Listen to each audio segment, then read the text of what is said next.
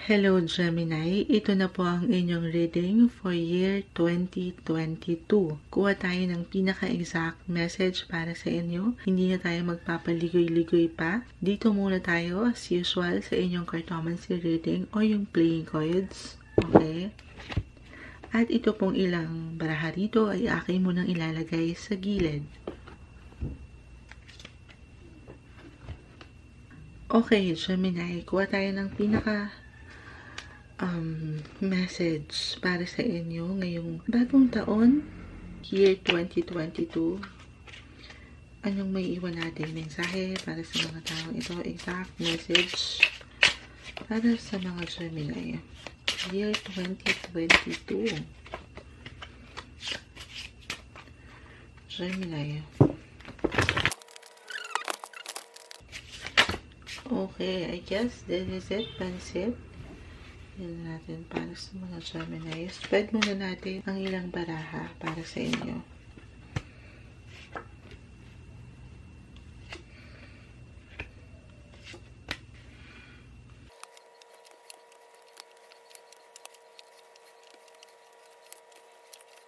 Okay, Gemini. Itong unang ilang mensahe na aking ibabahagi sa inyo ay maaring mag-reflect na ngayon pa lang. Okay, or dadaan pa lang kayo sa punto na ito kasi yung possession ng inyong direksyon ay nakatingin sa past. Or sabi ko nga, possible na kung hindi man mag-reflect right now ay mangyayari pa lang ngayong 2022. Pero meron kayong tinitingnan na ilang tao rito at possible na ito ay commitment, partnership in business, kaibigan, trabaho. Sa trabaho ito. Pero ating susubukan hanggat maaari na maging straight to the point kahit yung ilang messages ay medyo mabigat. Pero meron tayong nakikitang third wheel, third party situation. Pero hindi naman lahat ay nasa sitwasyon ng pag-ibig, relasyon, ganyan. Maaring ito ay sa pagitan ng sitwasyon sa isang bagay o tao, okay? Pero meron kayong, medyo para bang mawawalan kayo ng tiwala. Mapuputol yung tiwala. Kasi narito yung indikasyon na katabing-katabi mo actually na merong disappointment, okay, problema na nabuo o mabubuo pa lang sa pagitan ng ilang taong narito na maaring i-let down ka or yung pakiramdam na mayroong tinago na sikreto sa'yo, ganyan, na alam natin hindi okay. Pero sana, nakikita ko naman dito na kung hindi man agad-agad, ay may possibility na pwede itong mapag-usapan kasi nandito ang Three of Hearts. Malawak rin kasi ang ilang representation niyan. Hindi lang naman third party situation or third wheel. Merong ng loko, merong ng betray. Dito rin pumapasok yung sektor ng komunikasyon. So, madadaan to sa pag-uusap. Kung nanaisin, okay? Sa palagi ko naman, mapag-uusapan kasi magkakatinginan kayo lahat ng direksyon. Okay? Again, maaaring ito ay sa anumang commitments na meron ka, business, work, okay, sa ilang kaibigan. Possible rin kasi nandito yung third or three of hearts, seven of spades, marriage, partnership again, or your siblings, cousins, neighbors, okay, doon sa ilang sektor na yun, may ilan ako nakikita rito. Doon kayo, medyo malilet down. Yung feeling na na-disappoint. At medyo marami sila, Pero, kung hindi mo na ito pagtutuunan pa ng lalim, ng pansin, lalo na kung alam mong hindi makakatulong para sa'yo, Gemini, then, humarap ka na doon sa sitwasyon na kung saan alam mo, ay ikaw ay uusad, may pag-usad. Yun lang naman ang magagawa natin, ang magpatuloy, gaano man ka-disappoint, or ka-down, yung mundo mo, yung isipan mo, yung pakiramdam mo. Okay, lumingon ka na dito sa future. or dito sa nangyayari right now, sabi nga nila, now is the most important time. At totoo naman yun. Harapin mo, step by step, one day at a time. Hindi naman, kagaya ng aking sinasabi, hindi naman palaging agad-agad okay ka na or maayos na ang lahat ng sitwasyon. Hindi ganun. Step by step tayo. At sana piliin mo na yung posisyon kung saan ay meron ka ng stability, meron katatagan, sa pakiramdam, physically, emotionally, financially, kasi narito ang 4 of clubs and 4 of spades. Ito ay indikasyon na malalagpasan mo na, actually malapit na yung pagtatapos ng ilang isipin na ito o alalahanin na ito sa relasyon, sa trabaho. Okay, magiging okay na. Pero, syempre, hindi naman agad-agad yun, sabi ko nga, dadaan pa rin doon sa ups and downs ng life na napaka-natural naman sa lahat. Okay, pero kung pagtutunan mo na lang itong alam mong merong katatagan, may security sa family, sa relationship, andito yung growth.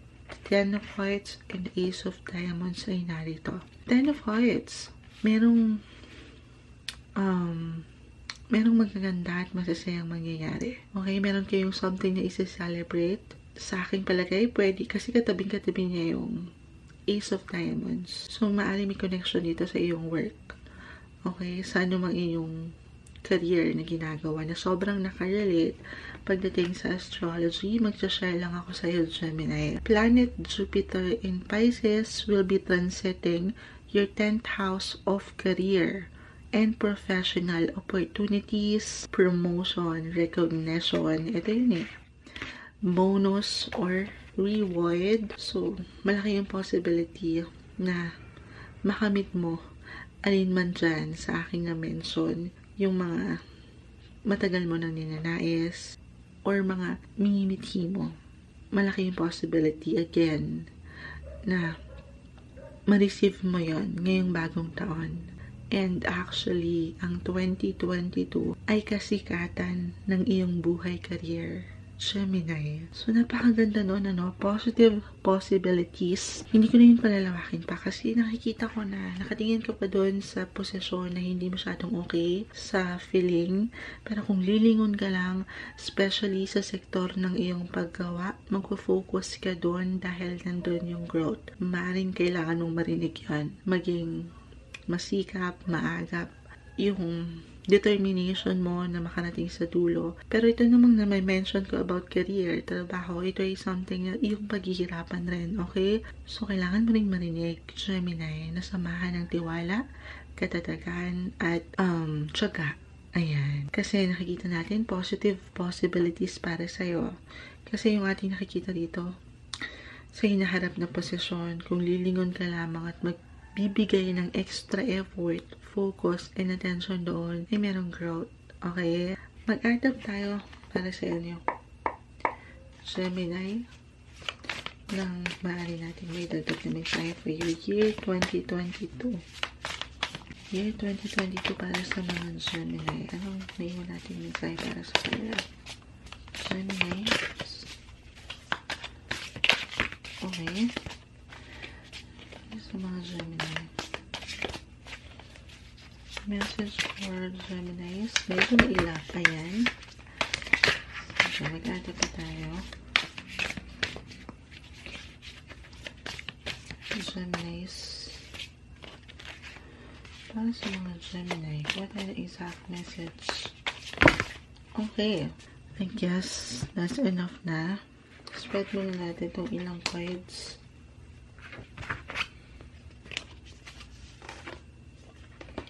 The Three of Cups. Interesting kasi tatlo yung tao nakikita ko rito. Nandito ang Three of Hearts. And the Three of Cups is in reversed. So, dito pa lang, i-add up ko na meron kang kakaharapin. Maaring, guys, general message pa rin po tayo, So, kayo na pong bahala kung saan kayo mag-reflect. Pero meron akong ilang tao dito na nakikita na maaaring isang indikasyon na magpahinga muna, okay, sa ilang tao na ito. Lalo na kung mag-reflect yung sitwasyon na parang nabigo kayo, nasaktan, or na-disappoint sa ilang sitwasyon kasama itong ilang person na nakikita ko. Okay? So, nagpakita siya agad. The Five of Cups is in reverse. Spread muna po natin. The Nine of Pentacles. Wow, ganda niyan. The Tower is in reverse. The Empress. Wow. The World is in reverse. And the Nine of Swords. Okay, unahin ko na itong the Nine of Swords. Yung first and last na nakikita natin. Ito yung kung mangyayari pa lang ito, ito na yun. Or kahit nangyari na. Regardless, timeless tayo guys. Especially about sa past position sa cartomancy, okay? Hindi natin masabi kung magre-reflect na sa ilan sa inyo or ngayon pa lang. Pero merong pain, merong heartache, sabi ko nga, na hindi makakatulong kung bibigyan nyo pa ng focus ng pag-uusisa or lalaliman ng ilan.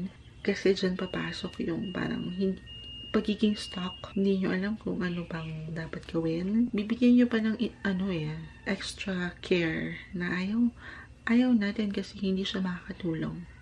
Yan yung iniiwan ng Nine of Swords para sa inyo. Okay lang na maramdaman mo minsan yan.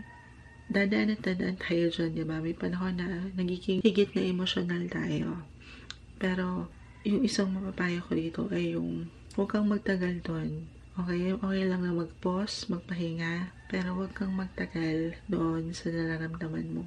Bighati o problema. Kasi kung yan ay yung lalaliman pa, definitely susunod na dyan yung pagiging nega or pag na negative self-talk, parang wala ka ng paniniwalaan, magkakaroon ka na ng trust issues, hindi ka na mag-look forward doon sa hinaharap. Na ayaw natin kasi ang ganda nung nakikita kong possibility sa iyong future. Okay, the Hierophant is here in the world. Okay. As a Gemini, kasi may mga pagkakataon na minsan naguguluhan ka, okay? Naguguluhan ka sa dapat na bigyan mo ng aksyon, ng desisyon, o piliin ang sitwasyon with the Tower. Minsan kinokontrol, may pagkontrol sa ilang ganap, kaya ang ilan may tendency na ma-stuck. Okay? Yan ay hindi dahil wala kang tuwid o klarong mindset, Gemini. It's just that madalas marami lang talagang nakikisang-ayon yung tumutunog sa labas. Madalas marami ka lang talagang tumatakbo sa iyong isipan na ideya. Ayan, pinalipas ko muna po yung ilang ingay pero meron pa rin kayong maririnig. Pasensya na po. Pero nasa na tayo? Yung ilang ideya na tumatakbo sa inyong isipan. Ayan, o kaya yung mga gawain na gusto mong gawin o lugar na gusto mong mapuntahan. If somehow ay nakarelate ka dito, Gemini, lalo na pagdating sa usaping career, this 2022, maaring maramdaman o malaman mo na kung sino o ano talaga yung gusto mo o gusto mo pang gawin at higit na bigyan ng focus sa iyong buhay. Okay? For some of you ay maaaring mapagtanto nyo na ang inyong highest calling sa buhay para bang bubukas ang pinto ng kaliwanagan para sa inyo. Para bang malalaan nyo na sa inyong mga sarili yung posisyon kung saan ay natural nyong maipamamalas yung inyong mga abilidad o kakayanan. Yung gawain o trabaho na sobrang nakarelate kanina with the Ten of Hearts na parang hindi kayo nagtatrabaho dahil gusto o mahal nyo yung inyong ginagawa. Okay? Kapag mangyari ito at makarelate ka dito sa highest calling na aking nababanggit, Gemini, syempre pa ay malaki ang possibility na ma-reach mo itong mga, sabi ko nga, goals o hangarin mo sa iyong buhay ngayong taon, yung iyong highest potential in life. Napakaganda nun. Basta lang ikaw ay lumingon doon sa alam mong meron kang pag-usan, merong growth, unti-unti. Okay? Kasi sobrang nakarelate itong ilang baraha with the World is in reverse. ang ilan ay magiging stuck, okay? May pakiramdam na ganun, or dahil nga nagiging negative ka dun sa isang sitwasyon, pakiramdam mo wala ka ng chance. At alam nyo, totoo yun eh, kung ano yung tinatakbo ng isip natin, yun yung namamanifest natin. So, sana umikot ng naayon ng iyong isipan sa sitwasyon na alam mong may kasapatan, okay? Hindi yung para bang patuloy kang nakukulangan. Huwag mo nang isipan yung ilang bagay na nakapagpabigat sa iyong damdamin. Minsan, okay, kung kayo man, Gemini, syempre wala naman tayong perfect na desisyon, na aksyon sa buhay. Minsan may ilang nasasaktan tayo nang hindi natin alam or naiiwanan natin ng impresyon ng ilang tao sa paligid na hindi okay. Na minsan, ilalagay mo lang yung sarili mo sa sitwasyon na siguro kasalanan ko or may kasalanan ako, okay? Pero ang totoo niyan, wala namang perfect. Ulitin ko. Andito yung indication ng forgiveness sa iyong sarili, pagpapatawad sa iyong sarili, Gemini. Para ikaw ay makausad at patuloy na umikot yung mundo mo ng nahayon sa mga pangarap mo, dun sa iyong mga hangarin with the world. Okay? Kung hindi naman kayo makarelate doon sa ilang aking na-mention, maaring makaramdam lang ng delays, okay? Dito sa success na nakikita natin, doon sa magandang resulta. Hindi naman kailangan maging bongga ito, Ito pa rin ay nakadepende sa kung anong aksyon ang inyong gagawin, okay? Still, at the end of the day, wala po sa mga indikasyon sa barahan na ito ang iyong fate. Nasa iyong mga kamay, desisyon, aksyon, ang resulta o mensahe na nakikita ni Moonchild. Okay? Pero para sa ilan, mas pipiliin na lang munang mapag-isa or magtrabaho mag-isa, mag-chill, mag-reflect. Okay? The Five of Cups, isang indication rin nito ay mag-recharge. Okay? Lalo na kung kayo ay nakarelate doon sa kasi ang ilan baka naging extroverted ng higit nitong mga nakalipas na buwan o taon. Kumbaga, it's time this year na unahin nyo muna, i-prioritize nyo naman ang inyong mga sarili. Para sa ilan, okay, the Empress is here. Ang daming indication nito na maganda. Nakikita ko na yung positive possibilities kung nakapag-recharge kayo at kumbaga naka-relax, nakapag-chill on your own, kung paano nyo bibigyan ng sapat na oras yung mga sarili nyo, may tendency, okay, na mag-glow up. Ayan, yun ang gusto natin. Magiging blooming, okay? Physically, mas magiging impressive with the word Empress. Kumbaga, magiging magnetic and charming yung inyong mga aura. Kung saan syempre, di ba, mas gaganahan tayo dyan, mas magiging energetic tayo physically. Or, pagdating sa career, na sobrang nakarelate sa ilang aking na-mention, na merong good news, magandang resulta, meron kayong ma-impress na nakatataas sa inyo this year, a VIP, or a client na maaaring mabigyan kayo ng something, mapuna yung inyong sipag, yung aura, yung inyong enerhiya. Okay? Lalabas yan ng kusa sa inyo. Magiging natural yung inyong mga ganda. At kasigasigan. Ha? Kasagisigan. Ano daw yun? Yung sigasig, yun na lang. Pero ito pa, isa pang indication ng The Empress, kung kayo man ay nagpe-pray na, kung ang ilan man sa inyo ay nasa punto na ng relasyon na naghihintay or nagpe-pray na to have a baby, then ito yung sign nun. Maring merong magbuntis, okay, merong dumating na baby blessing para sa inyo na napakaganda naman. Okay? Para sa ilan, mag-adapt pa tayo ng ilang mensahe para sa inyo. So, pa tayo ng ilang messages for you guys. For Gemini, okay. Okay.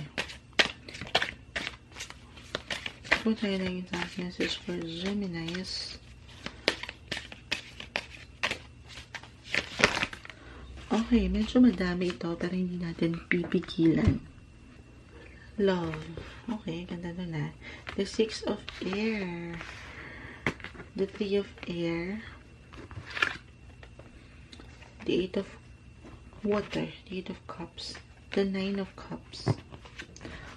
Ang dami pala nito. Two of Water, Two of Air, Messenger of Fire, Messenger of Air in reverse, King of Fire. Okay. Para sa ilan sa inyo, Gemini, at hindi nakarelate dito sa ilang mensahe na akin na iwan kanina, at narito o dumating kayo sa stage o yugto ng buhay na malabo at hindi mo magawang gumalaw, the Two of Air is here, the messenger of air, the Three of Air is in reverse. 2, 3, and the Messenger of Air are all in reverse. Okay, halimbawa, hindi kayo makapag-isip ng may klaro. Meron kang iniisip na bagong ideya na gusto mong gawin, solusyonan, or simulan. Trabahong gusto mo nang iwan with the Six of Air, o partnership or relationship na gusto mo nang palitan, pero somehow parang feeling stuck ang ilan kasi narito rin yung The World kanina. Sobrang nakarelate ito sa ilang barahan na narito. The World is in reverse. Para bang baliktad ang mundo nyo. Or para sa ilan, nagtatanong sa mga sarili na iikot pa ba ito? Okay? Babalik pa ba sa dati? Yung pakiramdam na ganon. Kapag ganito, ang universe na mismo ang uuga sa iyo, Gemini. Okay? Dito ko ba sa inyo nakita? Oo nga, na-mention ko ngayon The World. And, nasa na yun? Yung gusto kong i-share, The Tower. Ayun. Dala ko sa ano ko nakita yun. Kanina, kakatapos ko lang ng Taurus. At ito na nga. Gemini na nga tayo. Pero The Tower, ang universe na mismo ang mag-uuga sa inyo, Gemini. Kung feeling stuck kayo, okay, at nakarelate at mag-reflect yung messages ngayon, isa-shake ka nito para magising ka. Para bumaliktad na ulit yung iyong mundo with the world. At para rin magising ka na ng tuluyan. Okay, at sa huli, wala kang ibang choice kundi ang bumuo ng pag-aksyon, gaano man kagulo, ka-confuse, o kalito pa ang iyong isipan at the moment. Okay?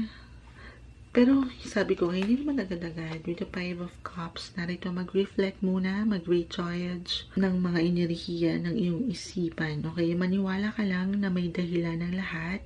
It's all for your own good. At isang araw, masasabi mo na lang na the universe has shaken you to awaken you. Okay, totoo yun. May pa-quotes ang Moonchild, pero magigising ka doon sa sitwasyon na yun. O kailangan mong marinig yun pa lang at isang araw mapunta ka sa point na parang ang hirap umusad. Labanan, kumapit, okay, kasi nandito yung contentments. Malalagpasan mo yan. Gemini, okay? Nagigil si Moonchild ng Gemini. At nakikita ko rin na meron nang kailangang i-close na pace maring sa ilang tao or sitwasyon, bagay sa iyong paligid. Sabi ko nga, meron nang kailangang mag-let go kasi nakafocus ka doon sa ilang tao. Maring hindi rin naman tao yon. Okay, maaring sitwasyon ito. Sabi ko nga, mga bagay na dalahin mo. The Six of Cups ay narito. Ay, Six of Cups. Six of Swords. Nasa na yan? Nasa na si Six of Swords? Hindi yan natin makita. Dito ko ba yan nakita? The Six of Swords. Ito nga. Ayan, the Six of Air.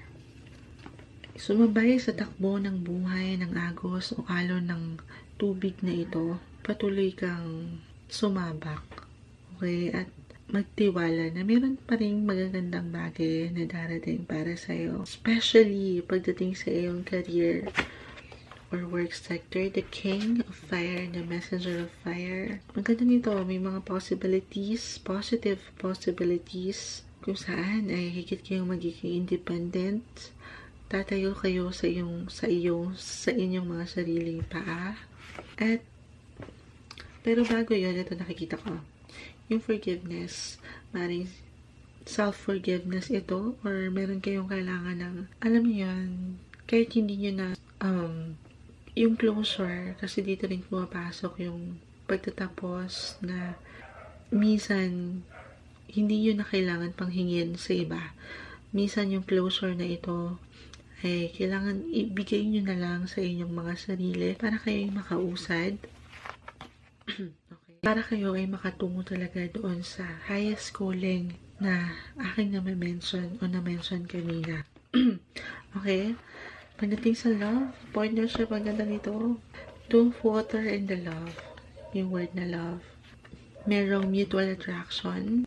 Merong paglalim or pagdeepen ng relasyon ng inyong pagsasama. Kung kayo man ay, well, regardless, single or in a relationship, may balance this year. Okay? Kailangan mong marinig yun na magiging okay ang lahat. Kung may mga ilang sitwasyon, tao sa paligid na hindi masyadong okay sa pakiramdam, then sa akin nakikita doon, huwag natin bigyan ng control yung sitwasyon na yun. Magpatuloy ka na magmahalan, ito yung word na love, at patuloy na mag-look forward doon sa sitwasyon, bagay, tao na may balance. Okay?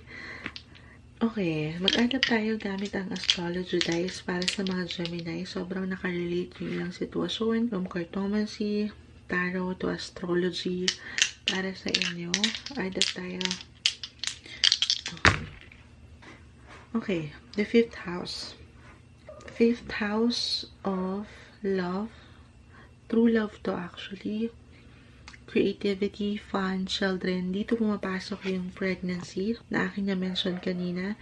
Pero kung hindi man about pregnancy, para sa ilan, dito papasok yung fun, or mag-enjoy naman. Huwag masyadong maging seryoso sa ilang ganap o problema na inyong kakaharapin. Dadaan at dadaan talaga tayo dyan sa ups and downs. Dito rin pumapasok, okay? Dito rin pumapasok yung inyong creativity. Mas magiging malikhain kayo sa inyong paggawa, maging ano pa man ito. Sabi ko nga, maaaring meron kayong ma-impress na VIP or someone na nakakatataas at mas ma-appreciate kayo nito.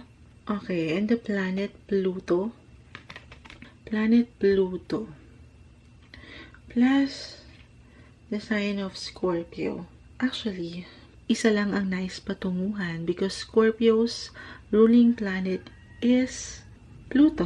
Okay. Ano ba yan? Parang inaantok na ang moonchild. Madaling araw na kasi pero this is all about transformation. Dadaan ka sa transformation physically, emotionally, mentally, financially. Scorpio, meron kang mga bagong realizations. Actually, sabi ko nga kanina, meron kang matuklasan na hidden message, secrets na madi-disappoint ang ilan. It could be positive or negative. But based sa iyong cartomancy, medyo mabigat yung ilang messages doon. Pero sabi ko rin, dadaan ka sa transformation. Siyempre, piliin mo yung positive transformation kung saan ikaw ay merong growth. Dadaan ka sa rebirth.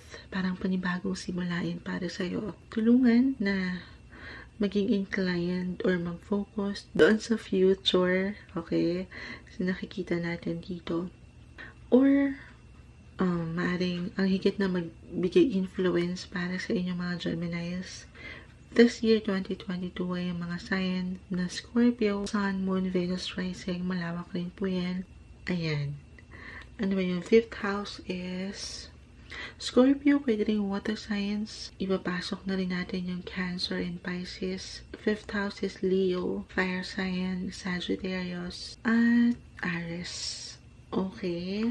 So, adapt tayo ng ilang mensahe pa dito para sa inyo. Exact advice na iwan natin para sa mga Geminis. Ayan, meron ng movements, river. Nakukulangan pa ako dyan. Mag-ada pa tayo. Okay. Dagdag na natin itong monology. Exact message for Gemini. Year 2022.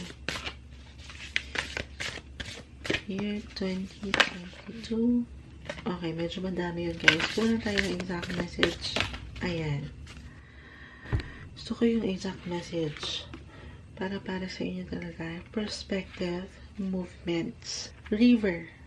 And actually, ang daming lumabas dito sa inyo na tubig, cups, water. Cups, 6 of Swords, narito rin. Isang indikasyon, ayan o, dalawang, oo nga. The 6 of Air, ayan, nasa tubig. It's all about healing, pag-move on, pag-move forward. Aandar-andar ang iyong bangka. Okay, huwag kang tumigil, huwag kang ma-stuck. Kailangan magpatuloy. Movements. Or kailangan mong marinig na magpatuloy. Pero, sa nakikita ko along with your other cards, tutulungan mo naman ang iyong sarili, Gemini. Kailangan mong marinig yan. Dahil makakaramdam ka. Sabi ko nga, isa-shake ka ng universe kung para bang, na-stuck ka at one point, universe na ang gagawa ng paraan para ikaw ay i-shake it, shake. Okay. At, para hindi rin daw ma-stroke, galaw-galaw, movement, makakaramdam ka ng movement. The Gemini, okay? Milky Way, perspective, ayan na. Maring meron ka mga mabuong, mga bagong aral, lessons. Ito namang mga dinadanas natin, totoo yun. It's either a blessing or a lesson. Pero meron ka mabubuong mga bagong paniniwala, perception sa buhay na higit kang pagtitibayan na magagamit mo sa hinaharap at patuloy na kaharapin pa sa iyong buhay, Gemini. A new start is coming. Ang ganda naman ito. Sabi ko nga, it's all about sa iyong astrology, guys, lumabas.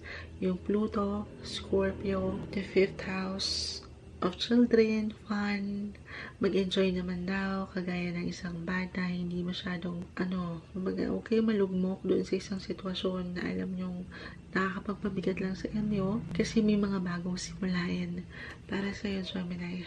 A new start is coming this year, 2022. Okay?